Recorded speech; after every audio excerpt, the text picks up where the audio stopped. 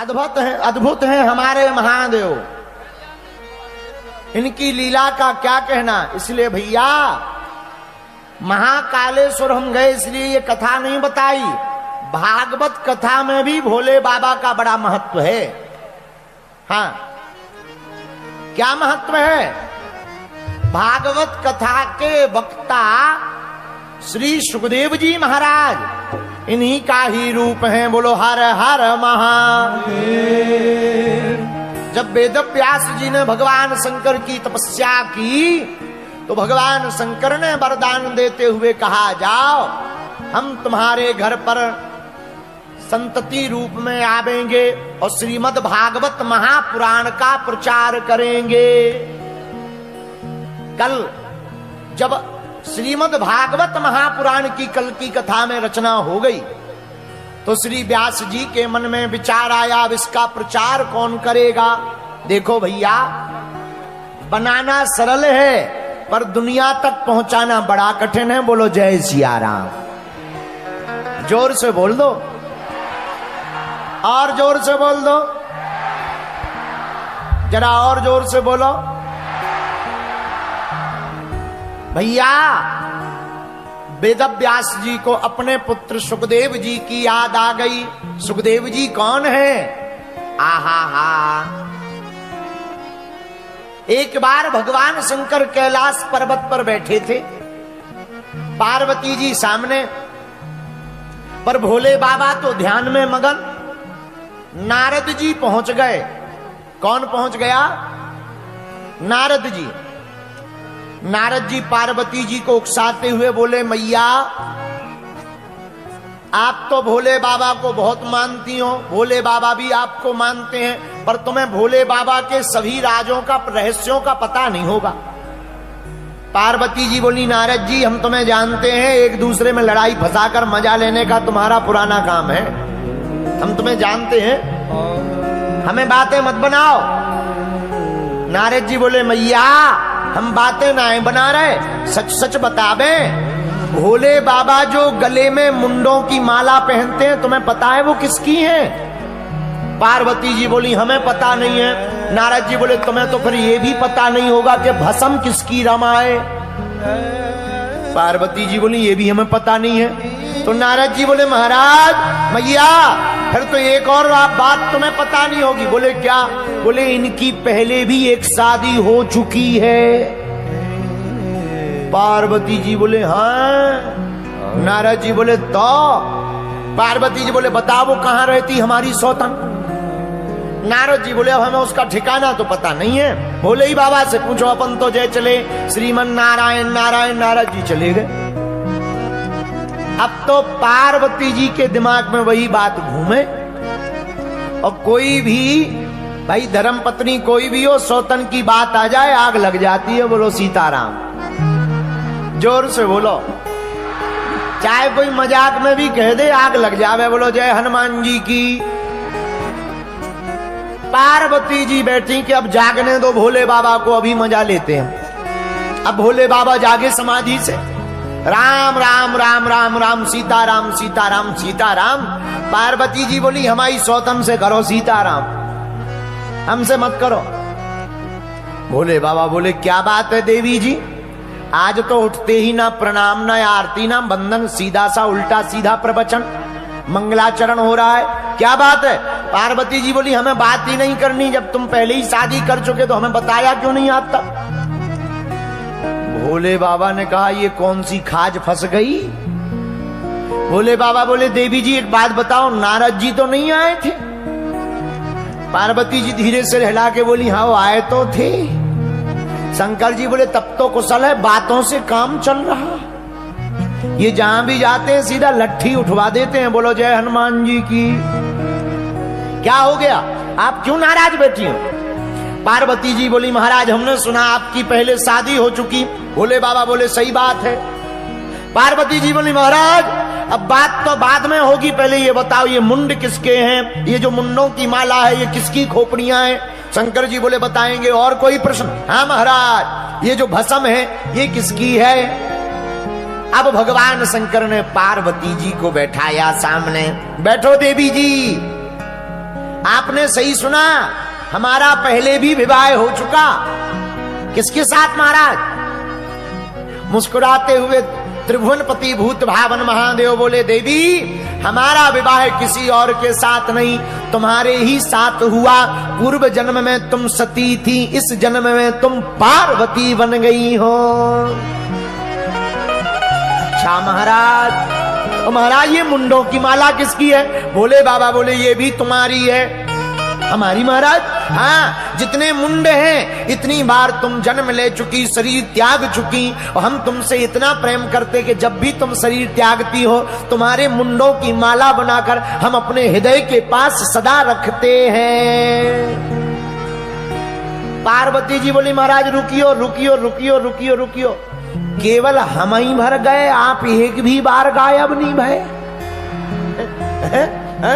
क्या हम ही भर गए, आप एक भी बार नहीं गए?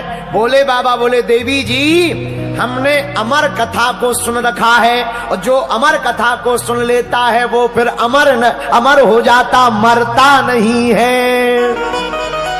पार्वती जी बोली, महाराज वो जो भी कथा जड़ी बूटी हो हमें और खिवाए दो, कौन लफड़ों में पड़े बार बार, कम से कम अगली बार ये शक तो पैदा नहीं होगा।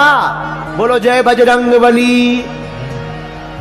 अच्छा, पर तीसरी बात नहीं बताई महाराज, ये भस्म किसकी है? बोले बाबा बोले, दो लोगों की। कौन कौन की? एक बोले, जब तुम शरीर त्यागती हो तो हम तुमसे इतना प्रेम करते कि तुम्हारी देह जब भस्मीभूत हो जाती तब उसी भस्म में हम लौटने लगते हैं। और दूसरा, राम भक्तों की भस्म हम अपने तन पर लगाते हैं। अच्छा महाराज, बाबा अब बातें मत बनाओ, हम इतने बार चले गए, आप एक भी बार नहीं गए, वो बूटी हमें भी खवाओ। बोले बाबा बोले, वो खवाई नहीं जाती, सुनाई जाती है, पिलाई जाती है। महाराज पिलाओ, अभी बर्तन ला रहे हो। नहीं नहीं नहीं नहीं, बर्तन से नहीं पिलाई जाती, फिर कानों से पीना पड़ता है। अच्छा महाराज, कानों से कौन सी बूटी? अरे भैया, भोले बाबा बोले, देवी जी वो कोई और बूटी नहीं है, राम कथा ही अमर कथा है,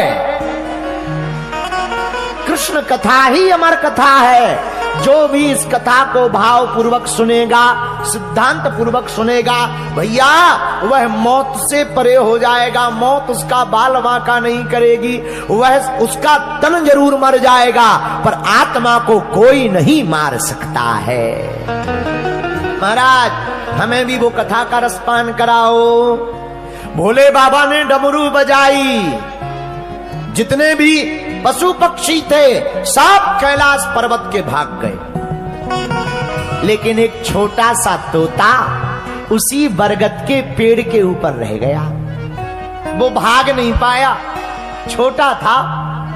भोले बाबा ने कथा सुनाई, पर कथा होते के बीच में पाप उठे अकुलाए, या सोवे या लड़ पड़े या उठ के भग जाए।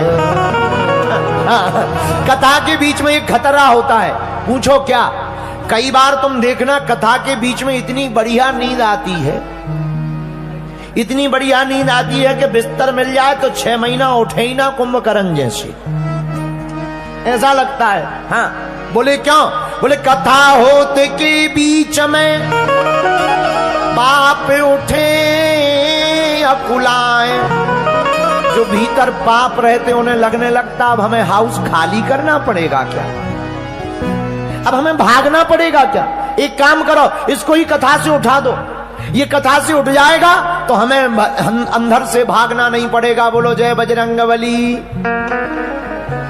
इसलिए तुम देखना कथा में जितनी दुनिया की बातें याद आती कहीं नहीं आती। हाँ, सबसे ज्यादा, और बुरा ना मानना, इंदौर के पागलों तन से पूजा कर रहे, आज के डेट में लोग तन से पूजा कर रहे, मनवा गया बाजार, और कैसे रीझे सांवरा जुड़े न दिल के तार।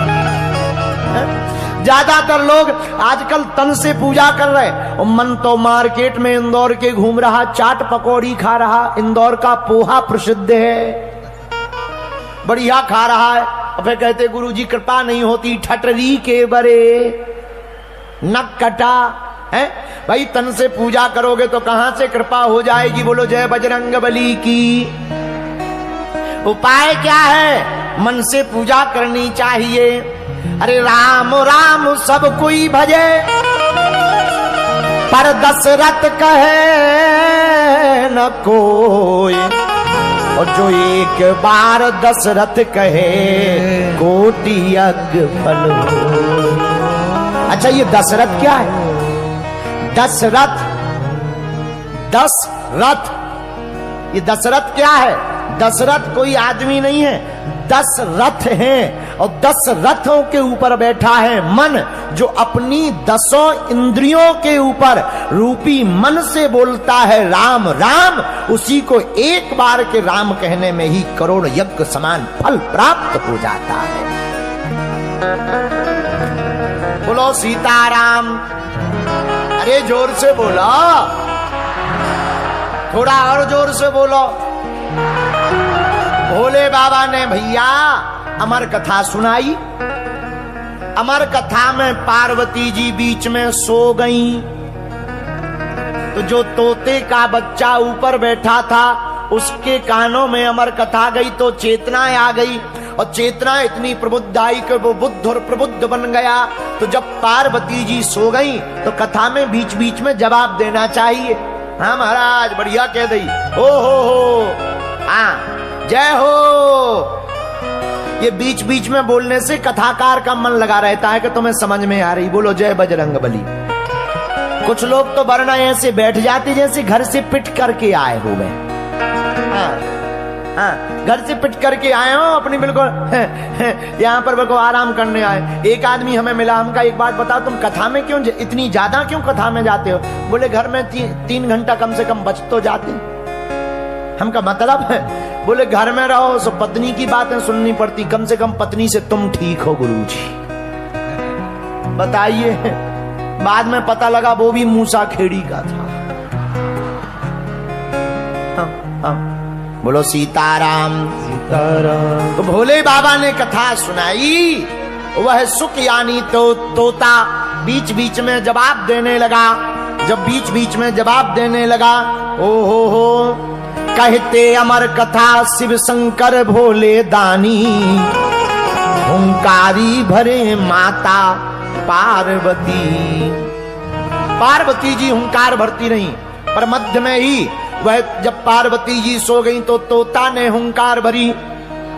जब कथा पूरी हो गई और कथा विराम हुई तो भोले बाबा ने पार्वती जी से पूछा, काओ देवी जी कथा सुनी? हाँ महाराज। अच्छा पूरी सुनी? हाँ महाराज। सुनाओ हमने क्या क्या सुनाया? तो जहां तक उन्होंने सुनी थी सो तो पार्वती जी ने बढ़िया सुना दी। जहां से सो गई थी वहां से ही वो भोपाल सागर की रास्ते चलने लगी। भोले बाबा बोले, देवी जी गड़बड़ है, लगता है तुम सो गई थी। धीरे से पार्वती जी बोली, जी महाराज, पर एक बात बताओ, हुंकार किसने भरी? हा जब भोले बाबा ने धरि ध्यान देखो भोले बाबा, जैसे ही ध्यान धर करके देखा, कौन है जिसने हमारी अमर कथा को सुना? तो कोई ऊपर तोता दिखाई पड़ा, हाथ में त्रिशूल भोले बाबा ने लिया। दंडत करन हेतु शिव दौड़े, झट त्रिशूल कर धार्यो। दंडक करने के लिए त्रिशूल हाथ में लिया, हम मार देंगे, तुमने हमारी कथा चोरी से सुन ली है। वो तोता प्राण बचा करके भागा, बड़ी दूर तक भागा। आगे आगे तोता, पीछे पीछे शंकर जी। इनका नाम ही है भोले बाबा। पीछे पीछे भोले बाबा, आगे आगे तोता। वो तोता भागता भागता कहीं जगह नहीं मिली तो वेद व्यास जी की पत्नी धान फटक रही थी, धान। उसी समय उनको जमुहाई आई, और जैसे ही जमुहाई आई वह छोटा सा तोते का बच्चा मुख के द्वारा उन वेद व्यास जी की पत्नी के पेट में चला गया। अब भोले बाबा आए त्रिशूल लेकर के, वेद व्यास जी से बोले, हे महाराज तुम्हारे घर में हमारा दुश्मन घुस गया है, भेजो उसे बाहर। वेदव्यास जी बोले महाराज आपका कौन शत्रु? बोले बाबा बोले एक चोर है, चोर, उसने हमारी कथा चुरा ली। तो वेदव्यास जी बोले महाराज जी कौन सी कथा? अमर कथा, उसने हमारी अमर कथा सुन ली। वेदव्यास जी बोले बाबा अब उसका करोगे क्या? बोले बाबा बोले त्रिशूल मार करके मारेंगे। वेदव्यास जी बोले ले तुम भोले के भोले ही रहे पक्के। बोले क्यों? बोले जब उसने अमर कथा सुन ली तो अमर कथा का फल क्या है? वो कभी मरेगा नहीं, जब मरेगा नहीं तो तुम्हारे त्रिशूल से कैसे मर जाएगा? तब भोले बाबा को याद आया, अरे राम राम राम राम राम राम राम राम, अब तो भैया हम जे चले। भोले बाबा चले गए, 12 वर्ष तक रहे माता जी की कोख में।